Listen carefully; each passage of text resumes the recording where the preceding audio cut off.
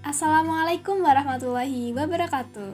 Perkenalkan, kami dari kelompok 22 yang beranggotakan Maftuhatul Fitriyah dengan NIM 410141910 dan saya sendiri Siti Nurwahidah dengan NIM 410141917. Pada kesempatan kali ini, kami akan memaparkan sebuah video pembahasan mengenai teorema Pythagoras.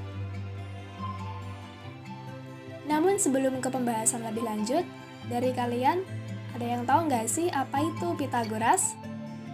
Baik, langsung saja ke pembahasan yang pertama ya. Yang pertama ada sejarah Pythagoras. Berikut merupakan tokoh Pythagoras. Gambar di samping adalah Pythagoras.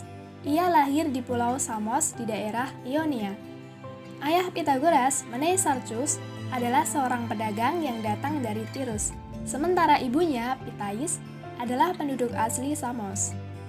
Pythagoras adalah seorang matematikawan dan filsuf Yunani yang paling dikenal melalui teoremanya. Nah, Pythagoras juga sering disebut sebagai bapak bilangan. Dia memberikan sumbangan yang penting dalam bidang filsafat dan keagamaan pada akhir abad ke-6 sebelum Masehi. Kehidupan dan ajarannya tidak begitu jelas akibat banyaknya legenda dan kisah-kisah buatan mengenai dirinya. Sejarah awal geometri Yunani merupakan campuran mitos, sihir, bentuk dan aturan, dan sebagian besar tentang angka yang menakjubkan bagi Pythagoras. Pada saat ia berusia 18 tahun, ia bertemu dengan Thales, seorang kakek tua yang mengenalkannya pada matematika, melalui muridnya yang bernama Anaximander. Kemudian, apa sih peran besar dari Pythagoras itu? Nah, Pythagoras memiliki peran yang sangat besar terhadap dunia matematika. Salah satu peninggalan Pythagoras yang terkenal adalah teorema Pythagoras, yang menyatakan bahwa kuadrat hipotenusa dari suatu segitiga siku-siku adalah sama dengan jumlah kuadrat dari kaki-kakinya atau sisi-sisi siku-sikunya. Nah, walaupun fakta di dalam teorema ini telah banyak diketahui sebelum lahirnya Pythagoras, namun teorema ini dikreditkan kepada Pythagoras karena ia yang pertama kali membuktikan pengamatannya secara matematis. Kemudian yang kedua, kita akan membahas mengenai pengertian dari teorema Pythagoras. Tali yang direntangkan sepanjang panjang diagonal sebuah persegi panjang akan menghasilkan luas yang dihasilkan sisi vertikal dan horizontalnya. Menggunakan aljabar, kita dapat memformulasikan ulang teorema tersebut ke dalam pernyataan modern dengan mengambil catatan bahwa luas sebuah bujur sangkar adalah pangkat 2 dari panjang sisinya.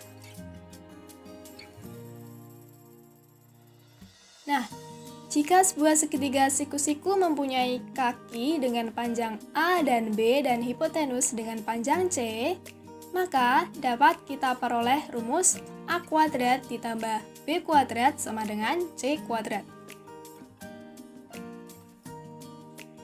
Kemudian, teorema Pythagoras menyatakan bahwa jumlah luas bujur sangkar pada kaki sebuah segitiga siku-siku sama dengan luas bujur sangkar di hipotenus.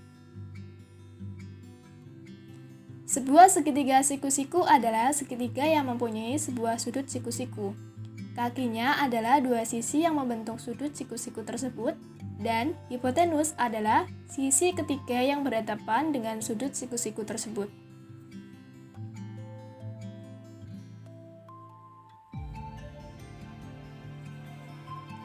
Kemudian yang selanjutnya, kita akan membahas mengenai pembuktian dari teorema Pythagoras. Terdapat 3 pendapat dari pembuktian Pythagoras. Yang pertama, pembuktian dari Pythagoras itu sendiri. Yang kedua, pembuktian dari Bhaskara. Yang ketiga, pembuktian dari Euclides. Baik, langsung saja ke pembahasan yang pertama, yaitu pembuktian Pythagoras.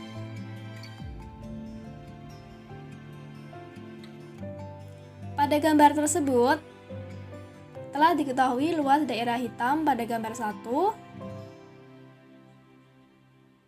dan luas daerah hitam pada gambar 2. Nah, luas daerah hitam pada gambar 1 tersebut diperoleh rumus A kuadrat ditambah B kuadrat. Sedangkan luas gambar hitam pada gambar 2 diperoleh rumus C kuadrat. Maka dengan demikian kita simpulkan bahwa rumusnya untuk mencari luas tersebut adalah A kuadrat ditambah B kuadrat sama dengan C kuadrat. Kemudian pembuktian dari Bhaskara. Bangun ABCD merupakan berupa bujur sangkar dengan panjang sisi C, di dalamnya dibuat 4 buah. Di dalamnya dibangun dalam 4 buah segitiga siku-siku dengan panjang sisi A dan B. Nah, jadi bujur sangkar tersebut dibangun oleh 1 buah persegi dan 4 buah segitiga siku-siku. Kemudian, luas PQRS ditambah 4 kali luas ABQ merupakan luas dari ABCD. Diperoleh rumus B min A kuadrat ditambah 4 kali setengah A kali B sama dengan C kuadrat. Kemudian kita peroleh B kuadrat min 2AB ditambah A kuadrat ditambah 2AB sama dengan C kuadrat. Sehingga dengan rumus tersebut dapat kita simpulkan rumusnya menjadi A kuadrat ditambah B kuadrat sama dengan C kuadrat.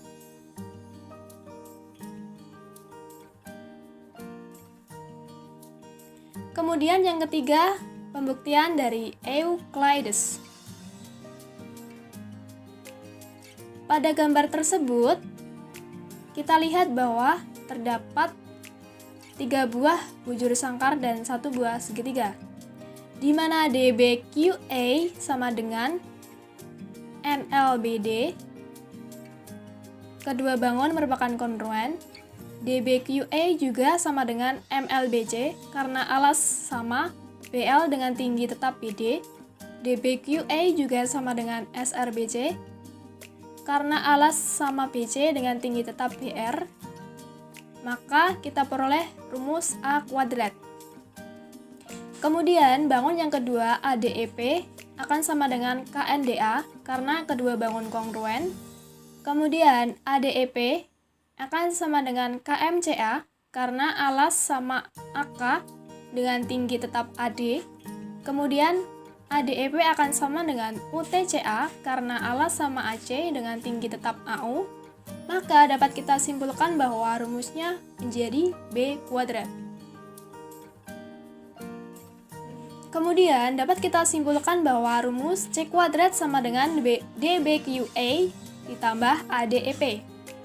Nah, dari rumus itu terbukti bahwa C kuadrat sama dengan A kuadrat plus B kuadrat. Yang selanjutnya kita ke contoh soal. Soal yang pertama, terdapat sebuah kapal berlayar sejauh 100 km ke arah barat, kemudian berbelok ke arah selatan sejauh 75 km.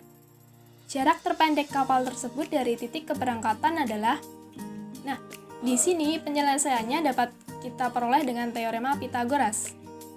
Jarak terpendek kapal tersebut dari titik keberangkatan dapat dicari dengan menggunakan teorema Pythagoras, yaitu jarak sama dengan akar dari 100 kuadrat ditambah 75 kuadrat sama dengan akar 10.000 ditambah 5.625 sama dengan akar dari 15.625 atau dapat kita tulis 125 km. Nah, jadi dapat kita simpulkan jarak terpendek kapal tersebut dari titik keberangkatan adalah 125 km. Kemudian soal kedua, sebuah tiang tingginya 12 meter berdiri tegak di atas tanah datar. Kemudian, dari ujung atas tiang ditarik seutas tali ke sebuah patok pada tanah. Nah, jika panjang tali 15 meter, maka jarak patok dengan pangkal tiang bagian bawah adalah. Di sini penyelesaiannya juga dapat kita gunakan menggunakan teorema Pythagoras. Jarak patoknya yaitu akar dari 15 kuadrat dikurangi 12 kuadrat sama dengan akar 225 dikurangi 144. Kemudian dapat kita peroleh jaraknya akar 81 sama dengan 9 meter. Jadi, jarak patok dengan pangkal tiang bagian bawah adalah 9 meter. Kemudian soal ketiga. Seorang nahkoda kapal melihat puncak mercusuar yang berjarak 100 meter dari kapal. Jika diketahui tinggi mercusuar 60 meter, tentukan jarak nahkoda dari puncak mercusuar tersebut. Nah, penyelesaiannya yaitu dengan menggunakan teorema Pythagoras lagi, maka jarak nahkoda dari puncak mercusuar adalah jarak sama dengan akar dari 100 kuadrat ditambah 60 kuadrat sama dengan akar dari 10.000 ditambah 3.600 sama dengan akar 13.600. Dapat kita tulis menjadi 116,62 meter. Nah, jadi jarak nahkoda dari puncak mercusuar tersebut adalah 116,62 meter.